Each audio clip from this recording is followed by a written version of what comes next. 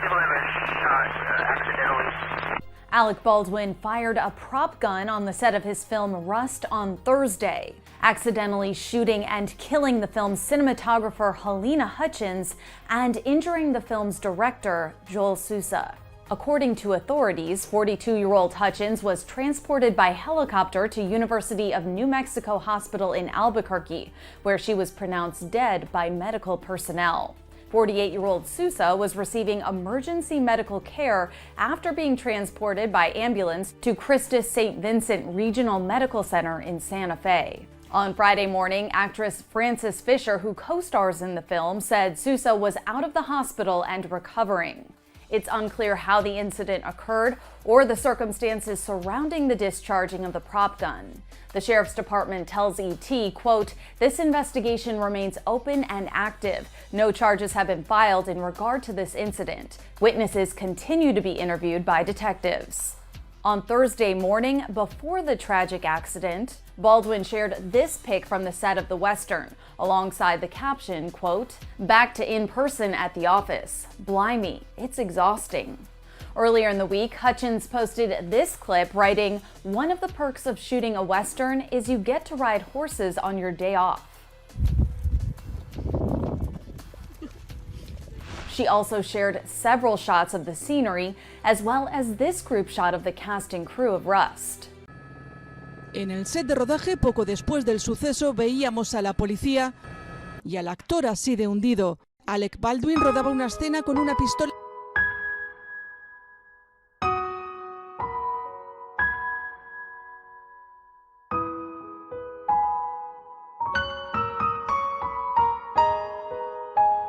supuestamente de fogueo, pero varios proyectiles alcanzaban a dos personas del equipo.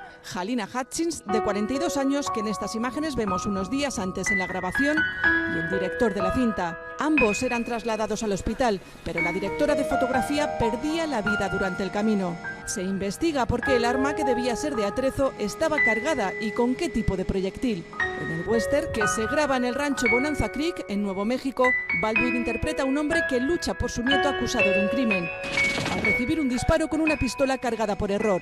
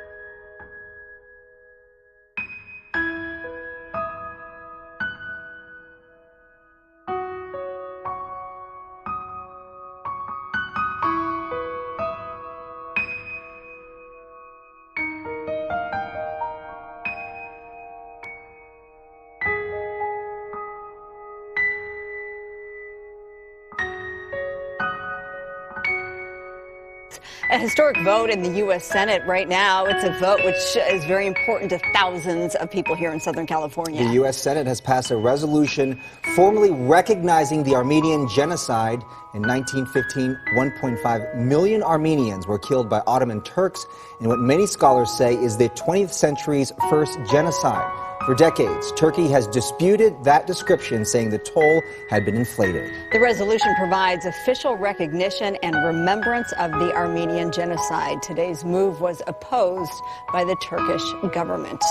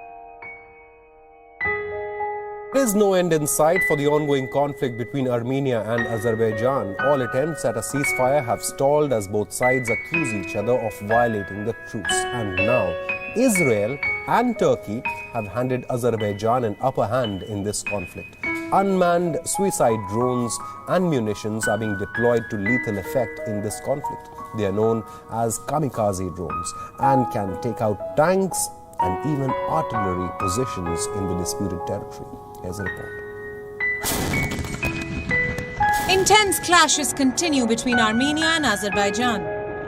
Both sides have reported casualties amid missile strikes and shelling, and neither is backing down.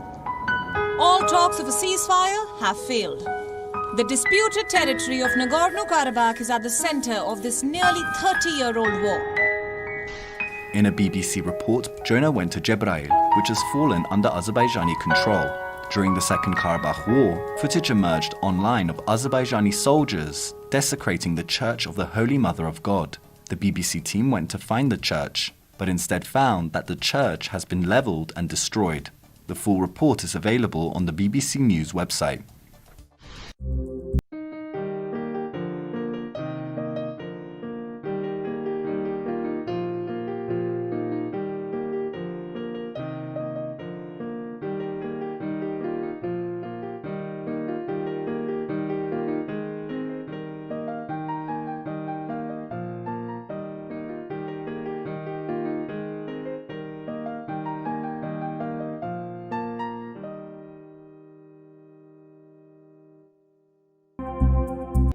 Ethiopian forces have been at war with the regional government of Tigray since early November, which has led tens of thousands of refugees to flee the area.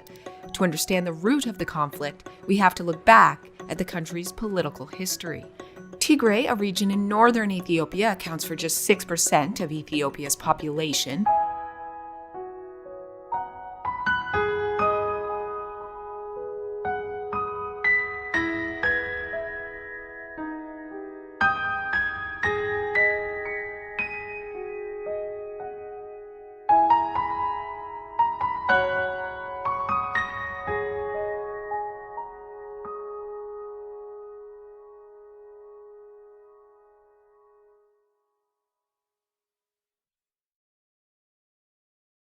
Ethiopia at risk of genocide.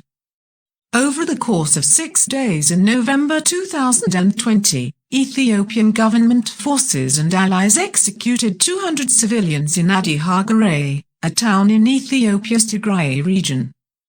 Eyewitnesses report indiscriminate house-by-house killings, with victims ranging from children to 90-year-olds. Standing alone, this atrocity deserves international outrage. But in reality, the Addis massacre is just one tragedy within an ongoing war that has killed over 50,000 civilians and involved over 150 mass killings since November. Is Ethiopia heading towards genocide in Tigray?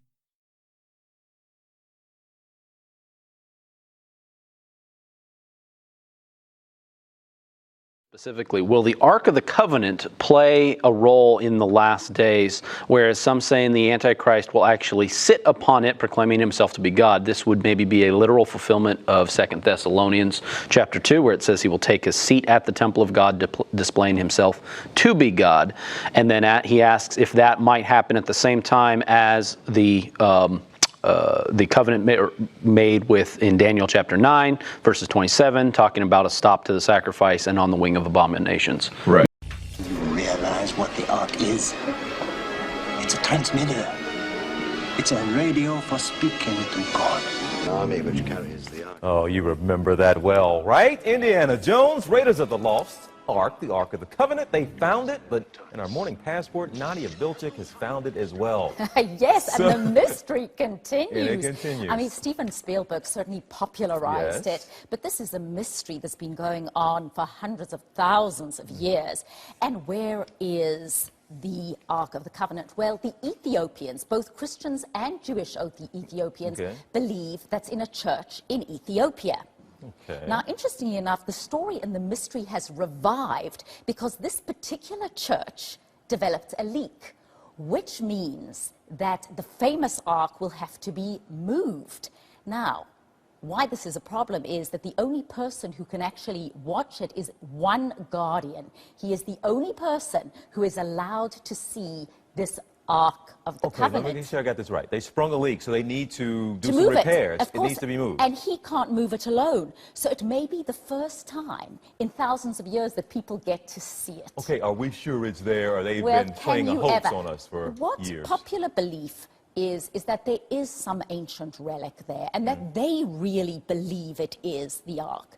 But Jews believe that it's in the tunnels under the temple in Jerusalem, and there's even some belief that it's in Jordan on the top of Mount Nebo. So it really is one of those great mysteries. But you have to believe that the Ethiopians certainly believe this is it, and they treat it as the most sacred relic in the world. So what are they going to do?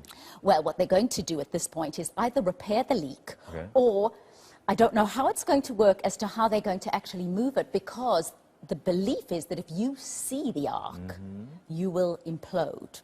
So it's one of these great mysteries. I know Steven Spielberg has nothing, but there you can see the beautiful wood encased with gold. Okay, what is this? This is the, what am I seeing here? This is supposed to be the Ark, which is the container of the 10 Commandments that God gave to Moses on Mount Sinai. Okay, but only one guy can see it. Aren't people lining up trying to get a glimpse? Why would you want to if you're going to implode? Absolutely, which is why it's been secret up until this point. But with the leak in the roof, it has to be moved. So what's going to happen to the sacred relic? And whether you believe it or not, it certainly is something mysterious and certainly something sacred. And maybe not in our entire lifetime will we ever know where the real Ark of the Covenant is. But we live by those laws, don't we?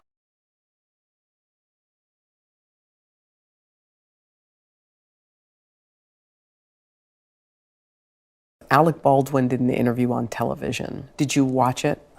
Yeah, but watching him, I just felt so angry. The husband of cinematographer Halyna Hutchins, who was accidentally shot and killed by Alec Baldwin, is breaking his silence. Just so angry to see him talk about her death so publicly in such a detailed way, and then to not accept any responsibility after having just described killing her. Matthew Hutchins tells the Today Show's Hoda Kotb that he finds it shocking that Baldwin is portraying himself as the victim. Hearing him blame Halyna in the interview and shift responsibility to others and seeing him cry about it, I just feel like, are we really supposed to feel bad about you, Mr. Baldwin? Baldwin made the startling claim during his interview with George Stephanopoulos 2 months ago that the gun went off unexpectedly after he cocked the hammer without ever pulling the trigger. The trigger wasn't pulled. I didn't pull the trigger. So you never pulled the trigger? No. Dutch Merrick, a veteran studio armorer, demonstrates Baldwin's account and says it doesn't add up. He pulls the hammer back and lets it go. During the 9th century, Scandinavia in northern Europe is populated by, among others, the Vikings, excellent sailors who explore in all directions to plunder, but also to develop trade routes. To the south is the powerful Byzantine Empire, with its capital, Constantinople, an important commercial crossroads between East and West. The city is attractive and interests some Vikings, also known as the Varangians. They go up the rivers with their light boats that they can then carry to the sources of the Dnieper and reach the Black Sea. In Constantinople, they sell mainly furs, honey, and slaves captured along the way.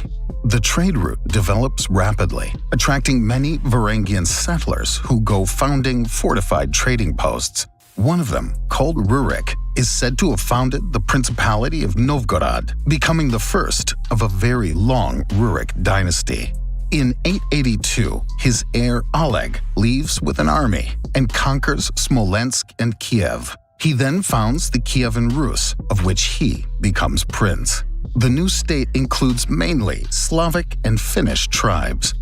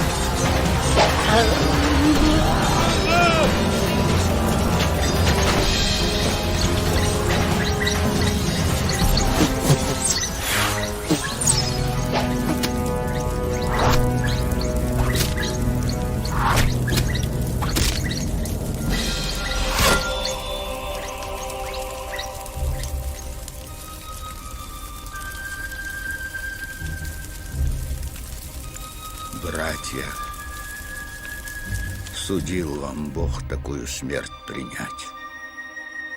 Сложили вы головы свои за землю русскую, за веру православную. Помолитесь, чтобы вместе с вами мне у Господа быть, ибо знаю, что послушает вас Господь. Господи, покажи милость свою на рабе Твоем.